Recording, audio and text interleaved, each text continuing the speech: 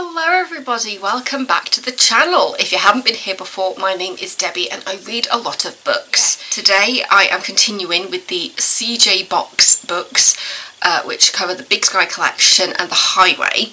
So I've come to the end of the Big Sky 3-pack and now I've moved on to the Highway, which is the first of the Cassie Duell books. I started with the Big Sky collection because that was the first introduction to Cody Hoyt, who is in the Highway. So that's why I went back, so that I could get that introduction to him and his backstory to where he is at the start of the Highway book.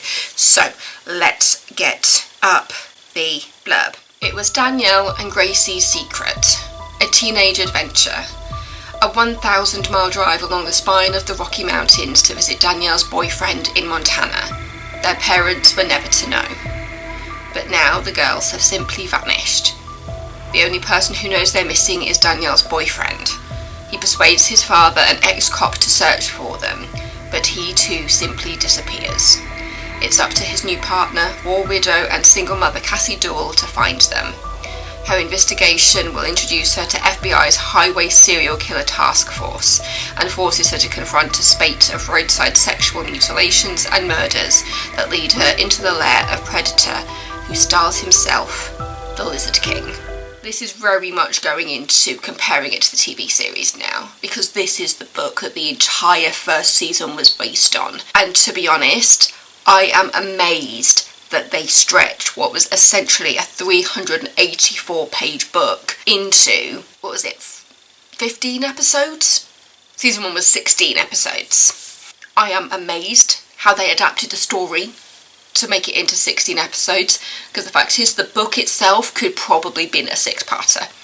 Easy. Basically, when you look at the book and look at the season, the story that they get up to at the end of the pilot is about halfway through the book. In fact, a little bit beyond halfway, actually. I remember thinking, oh, they've hit this bit, and that was how they ended the first episode. So it tells you how much they expanded on it and how much they changed. In the book, it is very much just Cassie, and Cassie works for the police. In the first season, it's established that Cassie and Jenny have set up a private eye business, and they put Jenny as being the one that eventually goes to work for the police. Whereas, obviously, in the books, it's just Cassie. Jenny is just a side character as being the mother of Justin and Cody's ex-wife. It is incredible how much it changes. I don't know how much say CJ Box had in the adaptation. CJ Box himself wasn't executive producer for it, which implies that he did have quite a lot of say. And to be honest, the way it's been expanded upon is really clever. The way that the TV series expanded upon what was already in the book is quite clever. I just don't understand why it went from Cassie being the primary focus to then changing it to be Jenny in the series. The description of Cassie in the book is very different to how it ended up being portrayed. In the book, she's described as being quite overweight and being a diversity hire in the with her being a woman. For the TV series, she's not an overweight woman. She's played by an absolutely beautiful woman. Not to say that you can't be overweight and pretty. I am overweight myself. I'm just saying that the description of the character in the book compared to how it was portrayed is just very different. Who is black.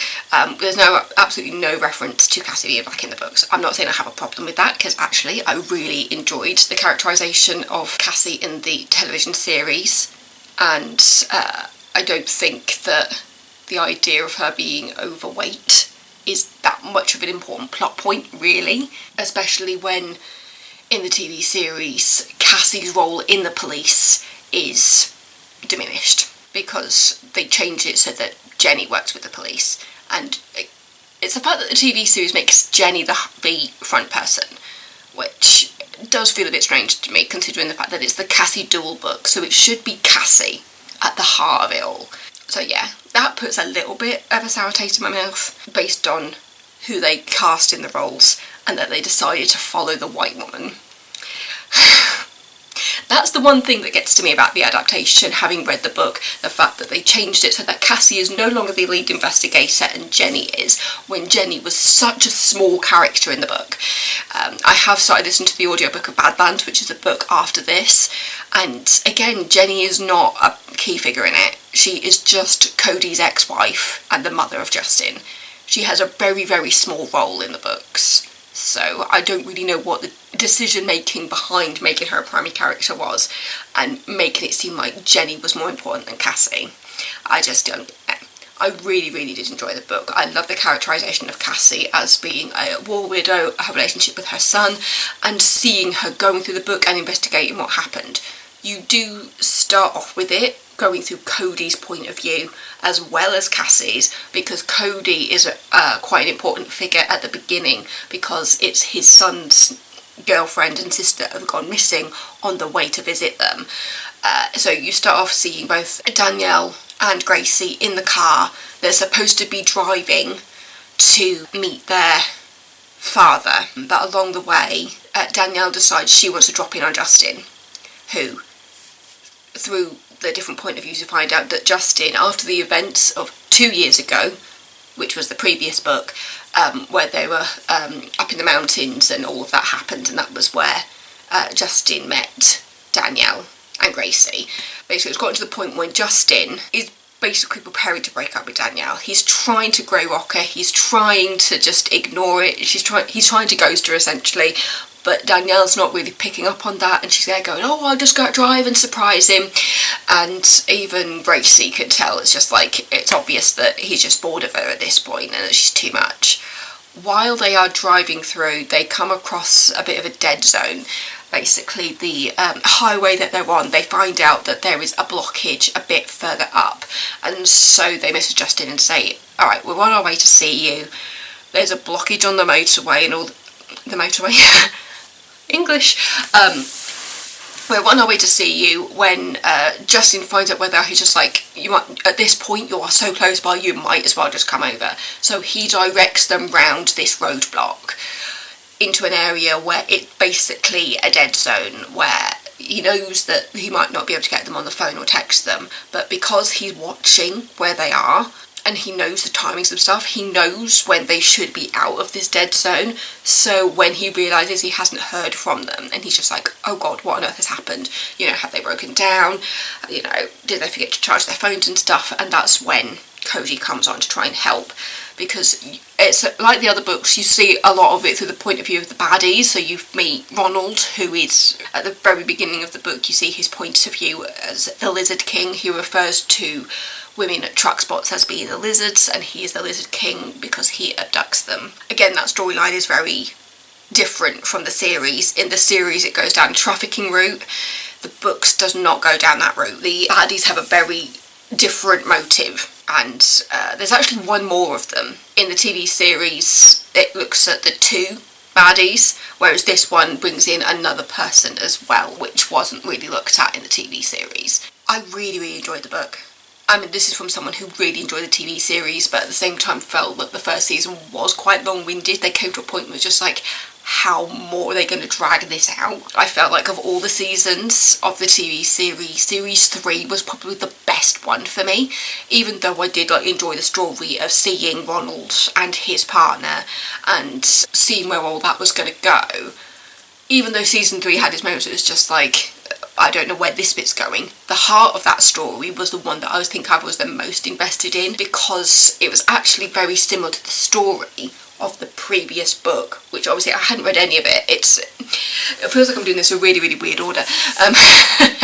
But I don't think Season 3 had a book that it was based on. I think it was just something that maybe CJ Box worked with the creators to make its own entity. There's a very particular style to the way CJ Box writes, which I really appreciate it. I like the fact that I can look at it and go, yeah, that's a CJ Box book. You know, there's a style to it which you don't see with other writers. There are some books we can read out, it's just like, this feels like it could be anybody. There's a specific style. I think it has to do with the set of it as well, because it's set in like Montana and kind of that Canadian border thing. You've got all kind of those states kind of meeting in the middle. Yeah, because it makes mention to like Bozeman and Spokane. Is it Spokane, not Spokane? Yeah. mountain region, western United States, bordered by Idaho to the west, North Dakota and South Dakota, Wyoming to the south, and then the Canadian provinces of Alberta and Saskatchewan. Yeah, so it's all kind of like on that border, so there's lots of mentions of the surrounding states. Helena, the capital, and Yellowstone, which is where the previous book was set. So yeah, the setting of it is very interesting. Is also the fact that Montana, it says it has no official nickname, but several unofficial ones, most notably Big Sky Country, the Treasure State, Land of the Shining Mountains, and the Last Best Place. In regards to the book, obviously, you see the two girls go missing at the beginning, you see their actions leading up to them going missing, and how they accidentally antagonise Ronald, who refers to himself as the Lizard King. So after they go missing, Justin has realised that he hasn't heard from them in like 2 hours and they should be there by now. So he goes to his dad Cody and says, they're on their way to me. Their dad knows because eventually Gracie convinced Danielle to call him, but the mother doesn't know that they were on their way to see Justin. So eventually it comes to the point where they have to call the mother as well. But yeah, just seeing that point of view of Danielle and Gracie and what happens at the beginning when they antagonise Ronald and how they get abducted. And yeah, I do find it quite fascinating to read books when you're getting every single side of the story and you are just waiting for like the penny to drop. It's weird, I finished this a couple of days ago and I'm still kind of processing the book. I really, really enjoyed this book. I just have a thing about murder mysteries and just mysteries in general, because this isn't essentially a murder mystery based on where it ends up. But yeah, when you get to the point with the storyline in regards to Cody and him going missing, realising that that's where episode 1 finishes, and you're just like, oh, it is so interesting just to see how this has been adapted and how they've changed things and how they've stretched things out and how they changed the storyline. So it's a case of anybody who's a fan of the book and goes to watch the series, they're just like, oh, they're finishing the first episode with this. What else are they going to do in the series? So that's the way to bring in the fans of the book. And then for the people who watch the series and then read the book and they're just like, oh, wait, no, this is very different. So I feel like they've done well to make it different enough so that fans of the book can appreciate the series and then fans of the series can appreciate the book. So it doesn't matter which way round you do it. It's not exactly the same. It has got a fresh twist in there for both sides of it. At this point, I don't even know what I've said. It's when you find out the why and the how of Ronald's partner, how that happened, and looking at Ronald's relationship with his mother. The characterisation of both Ronald and his mother are very different as to how it was cast, but I still think the casting was perfect. It's weird. Maybe if I'd read the book first, I'd probably be a bit more over it, but I think it's because the casting was so well done in the fact that you've got a character who refers to himself as the Lizard King and is so creepy, but at the same time in the TV series he also seems so innocent at times, because the character in both the book and the TV series is very it's kind of Norman Bates-esque. Weird relationship with the mother, bit of a loner. He takes great offence to being called a loser. That's what antagonises him throughout the book, and to be honest, when he makes his the book afterwards, Badlands, is a continuation of the Highway story, and the word loser antagonises him in the other book as well. I'm just greatly enjoying this series, and in the TV series, obviously because it starts with the Highway, you don't get that backstory of Danielle and Gracie and what happened before. I wish there was more of the TV series. I wish they could do like a prequel series looking at Danielle and Gracie and how they met Justin and the whole thing up at Yellowstone, because that book was so good. It was so good. Oh, I am just absolutely loving it. The Highway. There's a killer on the road. It all comes back to like the truckers and the truck stops. Oh, and there's also a copy of the book which has the actors on it, so that's kind of the book cover after the series came out. So you've got Cassie, Jenny and Cody. Yeah, the fact that the first episode ends with the disappearance of Cody, which that happened about halfway through the book, that was what threw me. When that moment happened in the book and it was just like, oh, this is where the first episode finished. And I was wondering how the rest of the book would pan out, knowing what I knew from the TV series. So this is very much a compare the book to the TV series side of these videos now. But yeah, as I said, I'm greatly enjoying the story. I really like Cassie as the main feature of this, and seeing Jenny more in the background in the books, because it very much feels like Cassie's story. And especially going into Badlands and seeing the continuation of that story, as well as going into the different storyline that the Badlands is also focusing on. I'll go more into that once I finish Badlands. Very much enjoying it, really enjoying the mystery, and yeah. If you watch the series, I do still recommend reading the book because it is very different. And if you have read the book and you haven't watched the series is different. You've got new characters to focus on. It's more about the private eye thing rather than Cassie being the policewoman. So I just feel like there's enough differences there for people who are fans of either to be able to appreciate the other. Yes, the descriptions of people in the book is different to how they appear on screen, but admittedly, as somebody who watched the series first, I kind of feel it works. The fact that Cassie is described as a diversity hire in the book, I think that had to do with why they went the way they did with the casting route and allowed it to still work. Yeah. I'm just letting it all flow. Anyway, I feel like I've been talking for ages. This will be a long one to edit. But yeah, The Highway, CJ Box. If you haven't read these books, they are incredibly interesting and incredibly good and incredibly entertaining. So there's that.